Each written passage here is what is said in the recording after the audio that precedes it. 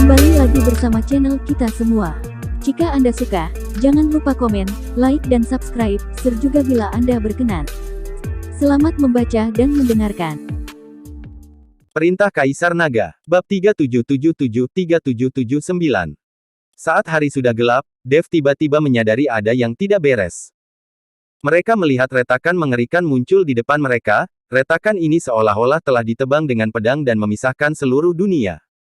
Di satu sisi retakan besar, angin dingin menderu-deru beterbangan, dan pecahan luar angkasa yang tak terhitung jumlahnya berputar, seolah-olah mereka mencoba memanen semuanya. Ruang di depan mata semua orang terdistorsi, seperti kekacauan, dan tidak mungkin untuk melihat dengan jelas apa yang ada di dalamnya. Aura berbahaya menyebar, semua orang merasakan rambut mereka berdiri tegak dan hati mereka menjadi tegang. Rasa penindasan yang dibawa oleh kekacauan luar angkasa ini kepada mereka sungguh terlalu kuat. Nampaknya ketika dunia surga dan manusia diciptakan oleh orang kuat, perbatasan tersebut sengaja dibuat sangat menakutkan untuk mencegah siapapun melintasi perbatasan secara tidak sengaja. Tuan Chen, lihat apa yang ada di sisi lain. Pada saat ini, Lucy tiba-tiba menunjuk ke sisi berlawanan dari celah besar itu dan berkata, terlihat batu-batu ekstrim yang padat bertumpuk di salju di seberangnya. Sepertinya setidaknya ada ribuan. Dengan banyaknya batu ekstrim, kita bisa mendapatkannya hanya dengan menyeberang ke sana. Kata Dev sambil melihat celah yang tidak terlalu lebar. Meski penerbangan mereka terhambat di sini, celah ini masih bisa dengan mudah dilintasi.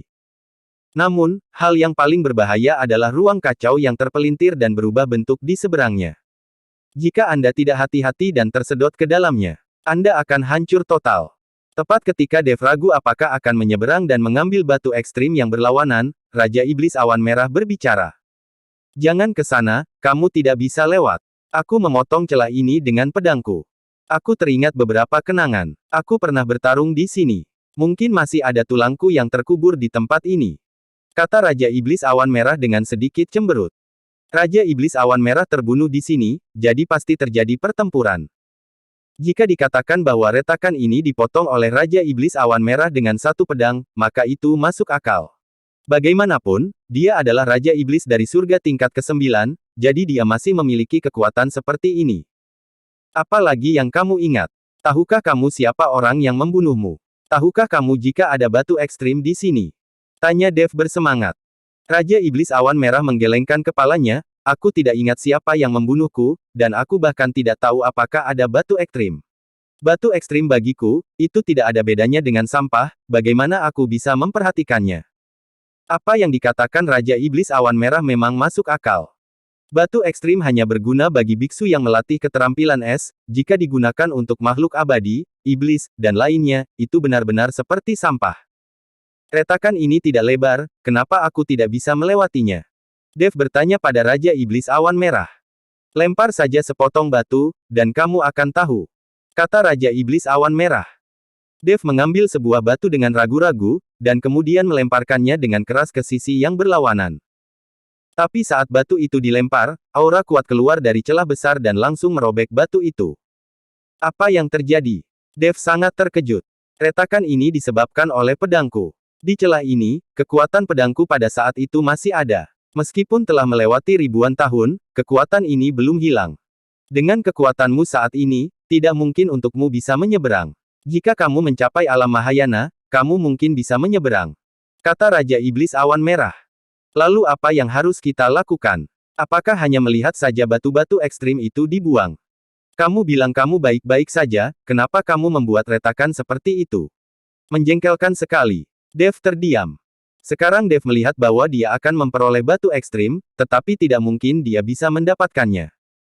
Raja Iblis Awan Merah memutar matanya dan berkata, kamu pikir aku sengaja membuat retakan. Tapi jika aku memukul lawan dengan satu pedang, retakan seperti itu tidak mungkin muncul.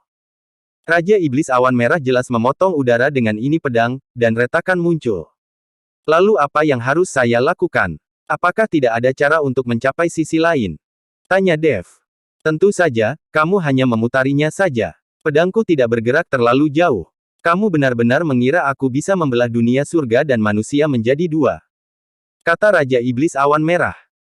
Ketika Dev mendengar ini, sepertinya dia hanya bisa memutarnya, dia berharap seperti yang dikatakan Raja Iblis Awan Merah, dan jaraknya tidak jauh. Tuan Chen, biarkan saya pergi menjelajahi jalannya. Ada begitu banyak batu ekstrim di seberang. Sayang sekali jika kita tidak bisa mendapatkannya. Kata Lucy. Jangan pergi ke sana, itu terlalu berbahaya. Kamu tidak bisa melewati celah ini. Jika kamu ingin pergi ke sana, kamu harus memutar. Dev buru-buru menghentikan Lucy dan berkata, memutar. Lucy tercengang. Para orang suci lainnya juga sedikit bingung. Meski celah ini terlihat sangat lebar, seharusnya mudah untuk dilintasi.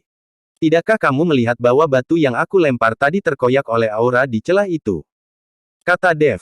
Itu hanya sebuah batu. Apa artinya? Kekuatan tubuh kita tidak bisa dibandingkan dengan batu. Kata Yelena.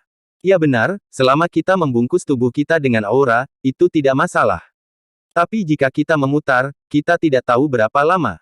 Lucy juga keberatan untuk memutar, lagi pula retakannya bisa sekilas tidak terlihat. Di depannya ada tumpukan batu ekstrim, tapi mereka harus mengambil jalan memutar, bagaimana jika tempat ini ditemukan oleh orang lain? Kita harus memutar, ini perintah. Kata Dev dengan ekspresi tegas. Dia tidak bisa menggunakan orang untuk mengujinya, Raja Iblis Awan Merah tidak akan pernah berbohong. Melihat nada tegas Dev, Lucy berhenti berbicara, lagi pula, kepala istana berkata sebelum pergi bahwa mereka harus mematuhi perintah Dev.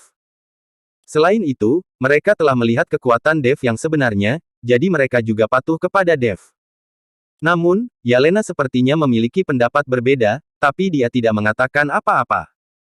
Dev memimpin lebih dari 10 mil, membiarkan semua orang suci yang mengikuti di belakang. Jika mereka menemukan bahaya, mereka dapat mundur tepat waktu. Tapi saat dia berjalan ke depan, Yelena berkata kepada Lucy. Lucy, kenapa kamu mau mendengarkan Dev? Batu ekstrim ini jelas ada di depan kita, tapi kita tidak boleh mendapatkannya, dan kita harus mengambil jalan memutar. Yelena bertanya pada Lucy. Saudari Yelena, ini adalah perintah Tuan Istana, kita harus mengikuti pengaturan Tuan Chen. Kata Lucy. Ayo ikuti Dev. Kamu hanya perlu mengirim 2 orang suci secara diam-diam dan mendapatkan batu ekstrim itu. Dengan begitu Dev tidak akan mengetahuinya. Saat 2 orang suci mendapatkan batu ekstrim dan kembali, katakan padanya untuk melihat apakah kita harus memutar jalan. Apa yang bisa dia katakan? Itu hanya retakan, tidak terlalu menakutkan. Yelena berkata pada Lucy. Meskipun Yelena lebih tua, dia hanya bertanggung jawab untuk mengelola murid luar, jadi dia tidak punya hak untuk memerintahkan orang suci, jadi dia hanya bisa bertanya pada Lucy. Saudari Yelena, ini tidak baik. Jika Tuan Chen mengetahuinya, dia akan marah. Lucy sedikit malu. Tidak apa-apa, kita juga ingin mendapatkan batu ekstrim. Begitu kita bisa mendapatkan batu ekstrim, dia tidak bisa berkata apa-apa. Yelena masih berusaha membujuk Lucy. Lucy ragu-ragu sejenak, lalu mengangguk dan berkata, baiklah, saya akan mengaturnya. Lucy kemudian mengatur agar 2 orang suci terakhir menunggu yang lain untuk bergerak maju, dan membiarkan mereka diam-diam melewati celah dan mendapatkan batu ekstrim itu. Kedua orang suci itu mengangguk dan mulai bersiap. Dev sama sekali tidak mengetahui pengaturan Lucy, dan masih menjelajahi jalan di depannya. Bagaimanapun, tempat ini adalah area yang tidak diketahui, dan dia tidak tahu bahaya apa yang ada di sana. Lucy dan yang lainnya mengikuti di belakang. Mereka baru saja berjalan ke depan beberapa saat ketika 2 orang suci terakhir saling memandang dan kemudian melompat. Kedua orang itu langsung melompat ke udara dan langsung menuju ke sisi lain dari celah itu. Tapi saat mereka berdua mencapai langit di atas celah itu, tiba-tiba aura seperti pedang yang tak terhitung jumlahnya menyembur keluar dari celah itu. Sebelum kedua orang suci itu bisa bereaksi, mereka langsung dihancurkan oleh auranya dan jatuh ke dalam celah. Adegan tiba-tiba ini membuat semua orang ketakutan. Terutama Lucy, yang wajahnya penuh rasa menyalahkan dirinya sendiri, dan Yelena, yang matanya terbuka lebar dan tidak percaya dengan apa yang dilihatnya. Dev juga menyadari ada yang tidak beres dan langsung mengingat kembali dengan langkah pembengkokan api.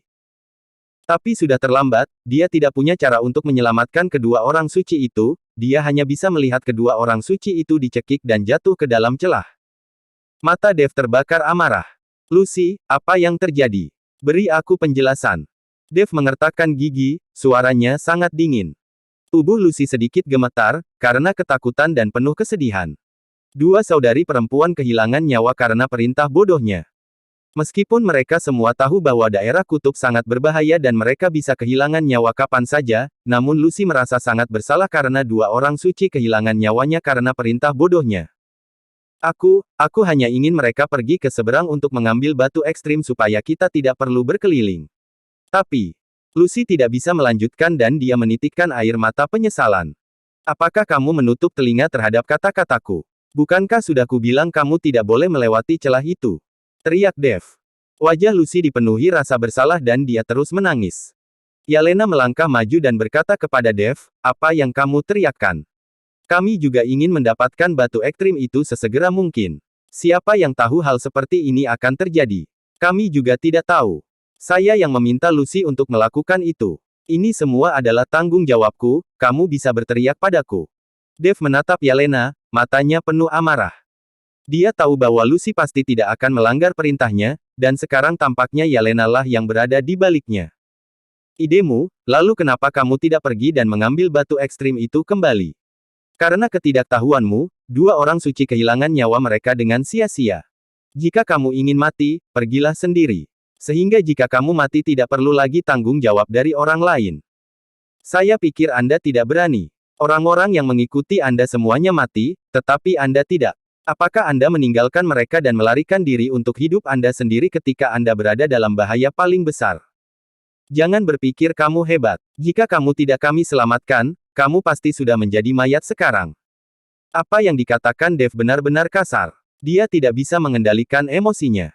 Orang bodoh seperti itu benar-benar akan membuat banyak orang terbunuh. Tidak, saya tidak melakukannya. Saya tidak akan meninggalkan siapapun. Anda tidak bisa mengatakan itu tentang saya. Yelena sepertinya shock oleh kata-kata Dev, seluruh tubuhnya gemetar, berteriak, dan kemudian melarikan diri. Saudari Yelena. Lucy melihat ini dan ingin mengejarnya, tetapi dihentikan oleh Dev. Biarkan dia sendiri dan biarkan si idiot itu sadar. Dev mengabaikan Yelena dan terus bergerak maju bersama Lucy dan yang lainnya. Namun meskipun Dev mengatakan itu, hatinya masih sedikit khawatir. Yelena sebenarnya tidak jahat, dia juga tidak ingin menyakiti saudari perempuannya. Hanya saja dia terlalu bodoh. Jika Yelena jahat, dia tidak akan memperingatkan Dev dengan keras ketika dia berada di kota Nanjing, bahwa Jamal adalah pembohong. Terkadang, wanita bodoh benar-benar bisa membunuh orang, terutama karena terlalu percaya diri dan kebodohan seorang wanita. Ketika Dev tenang kembali, dia berpikir untuk membiarkan Yelena kembali, tetapi Yelena sudah tidak ada lagi. Sekarang Dev hanya bisa berdoa agar Yelena tidak menghadapi bahaya apapun. Apa yang harus saya katakan, dia juga dari Guanghan Istana. Dev dan yang lainnya berjalan maju dengan hati-hati. Meskipun mereka juga bertemu monster di jalan, Dev menangani mereka terlebih dahulu dan tidak membiarkan Lucy dan yang lainnya mengambil tindakan. Ini juga untuk membiarkan Lucy dan yang lainnya orang-orang menghemat kekuatan mereka. Ketika mereka bertemu dengan beberapa monster dengan kekuatan rendah, mereka sudah ditakuti oleh monster beruang salju yang ditunggangi Dev. Dev tidak mengejarnya, lagi pula, dia di sini bukan untuk membunuh monster dan mendapatkan pil binatang buas. Bersambung.